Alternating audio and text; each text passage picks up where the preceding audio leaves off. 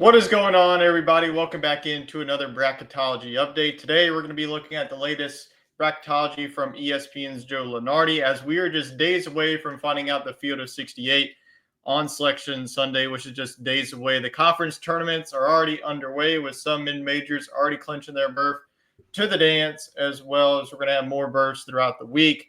So let's go ahead and waste no time. Let's get right into the bracket watch, then the bubbles, then we'll look at the risers and the fallers.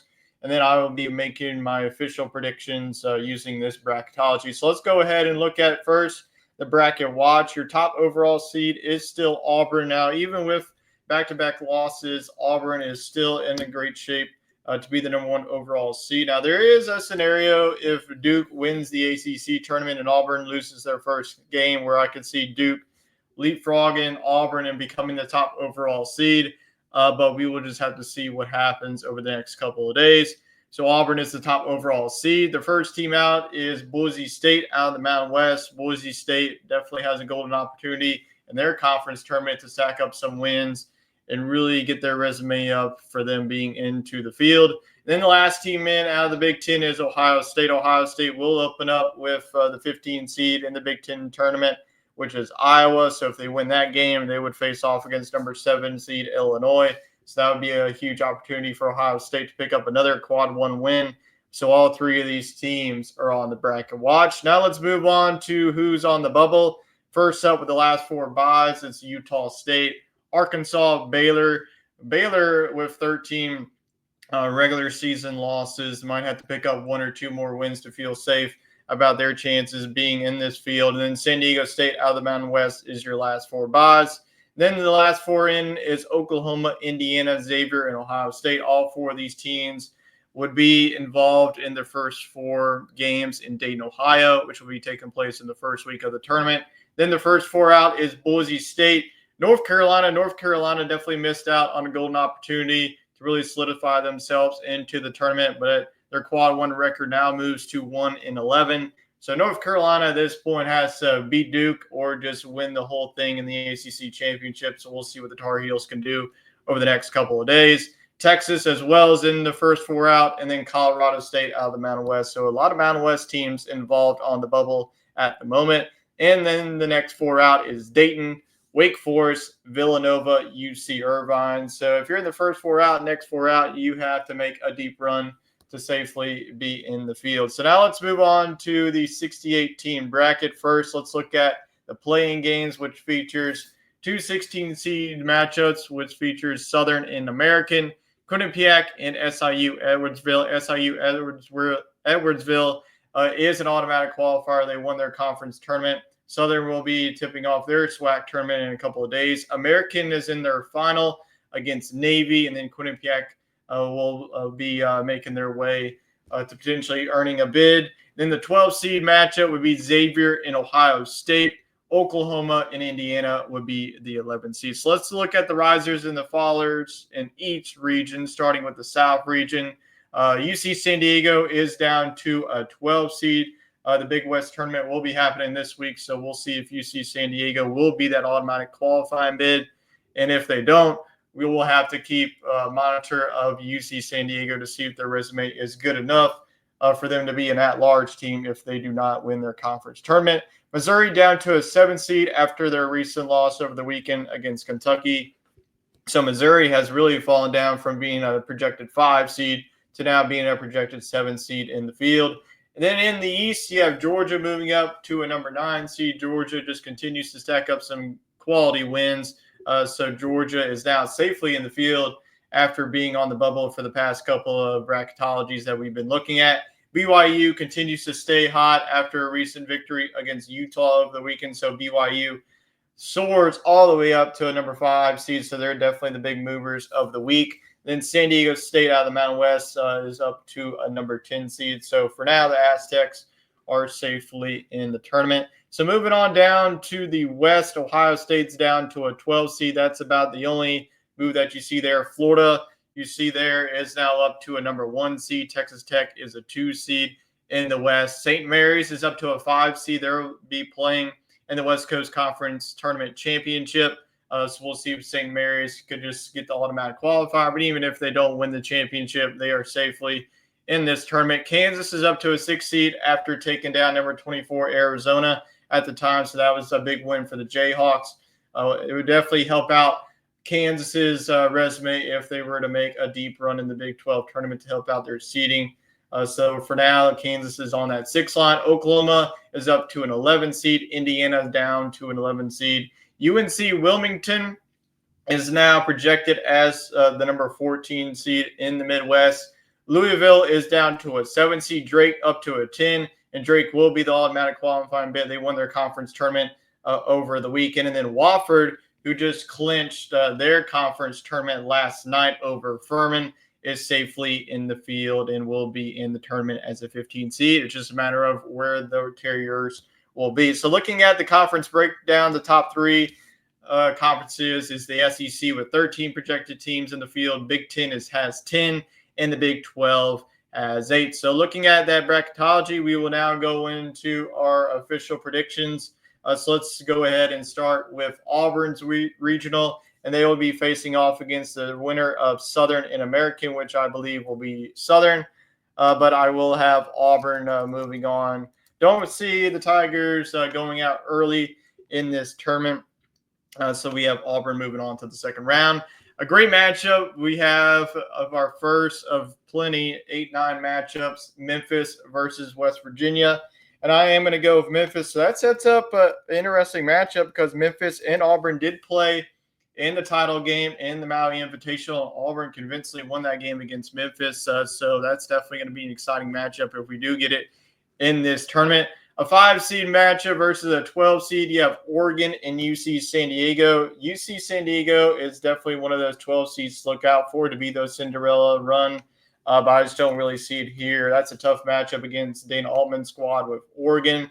So give me the Ducks. Then we have a 4 and a 13 with Clemson and Akron. Akron out of the MAC. You definitely want to watch out for them, but I just don't like this matchup against Clemson. I am going to rock with Clemson. This is a team with a lot of experience, and they really just dominated out of the ACC. They were really overshadowed by Duke this season. So give me Clemson to move on there. 6-seed Illinois versus number 11 seed Vanderbilt. Vanderbilt definitely a scrappy team out of the SEC, but I just can't really pick against Illinois the way that they've been playing. This has been a team that's dealt with injuries and illnesses throughout the season, but Illinois starting to find their rhythm at the right time of the season. So the Fighting Illini is definitely really being one of those hottest teams in the country, Mark. Not as much as BYU, but they are playing well down the stretch. Number 3 seed Texas A&M will play number 14 seed Troy, who Troy beat Arkansas State last night to clinch the Sun Belt Conference Tournament Championship. So congratulations to Troy for booking their ticket to March Madness. But ultimately, I have Troy falling here to the Aggies. So we have really all the top seeds moving on there. And then number 7 seed Missouri and number 10 seed Baylor. Baylor definitely has all the talent to make a surprising run, but I just don't really see it here against Missouri. So we will have Missouri moving on there. Then number 2 seed Michigan State versus number 15 seed Central Connecticut State. Give me Tom Izzo and the Spartans to move on there. So all chalk in this region so far. No upsets as I see in the first round, but we will see if that changes. So let's go ahead and continue with this region in the second round with number 1 seed Auburn and number 8 Memphis. Like I mentioned, this would be a rematch of that Maui Invitational game, which Auburn won. I think Auburn will win again against Memphis. I think that Memphis is definitely a scary number 8 seed. I'm kind of surprised they're projected as a number 8 seed. I mean, Memphis is good enough to be a 6 seed at best, but we'll see if they can pull off this upset, but I just don't really see it. We get a really good matchup with Oregon and Clemson in the 5 and the 4. And I am going to go with Clemson moving on there to get the Battle of the Tigers in the Sweet 16. 6 seed Illinois and 3 seed Texas A&M. This is going to be my first upset of this region. Give me Illinois to pull off the upset over Texas A&M. And then Missouri and Michigan State would be another terrific game in this region. But I am going to go with Tom Izzo, Michigan State to move on. And Auburn and Clemson, I think that this would potentially be one of the first tests that Auburn would face. Clemson is a fantastic basketball team. They're experienced, but I am going to go with Auburn to continue their march to the Elite Eight. And then we have all Big Ten Sweet 16 with Illinois and Michigan State would also be a great game, but I am going to continue to roll with the chalk here in this region with Michigan State and Auburn making it. And with Auburn and Michigan State, man, this would be a heck of a game.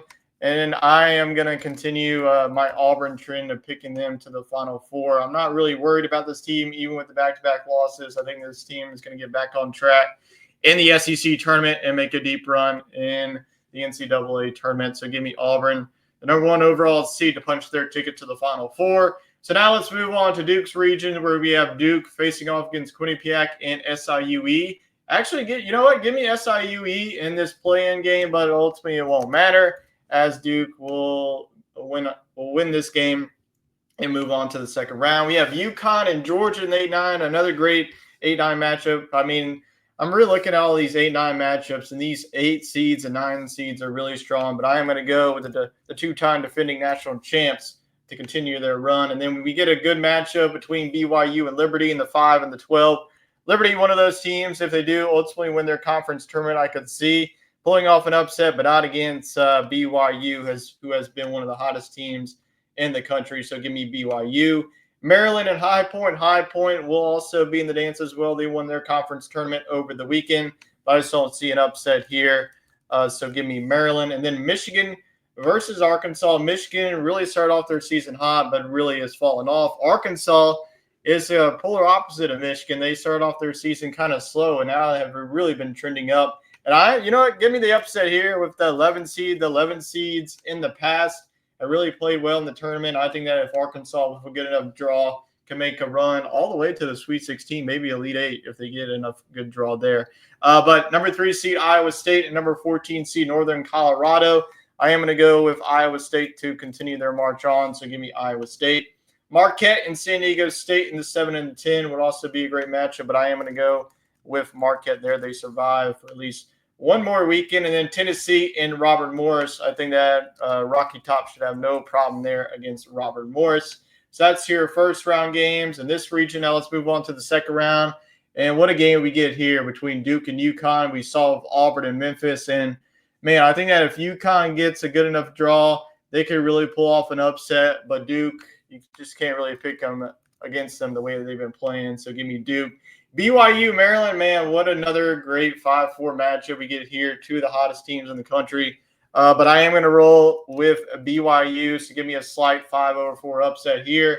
And then number 11 seed Arkansas, number 3 Iowa State. This would definitely be an intriguing upset to pick, but I am going to roll with Iowa State to continue their run to the Sweet 16. So give me the Cyclones. And then Marquette and Tennessee, don't really see any issues of Tennessee moving on there. So we have a 1, 5, 3, and 2 in the Sweet 16 in this region. We have Duke versus BYU.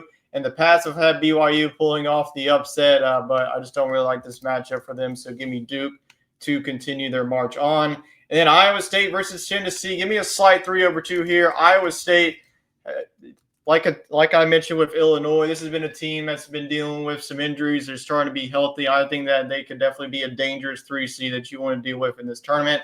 So we have 1 seed Duke and 3 seed Iowa State. I thought about pulling off this upset, but how can you pick against Duke the way that they've been playing? So give me Duke. So all chalk so far with the top 2 seeds in this tournament. Moving on, we will see if I create chaos in the bottom half portion of the bracket. So let's move on to Florida's region, which is the last number 1 seed in this field. We have Florida and Norfolk State. Don't see a 1-16 seed upset at the moment. And then we have 8 seed Gonzaga, 9 seed New Mexico. Would also be a great 8-9 game, but I am going to go with Gonzaga. How could he pick against Mark Few in March?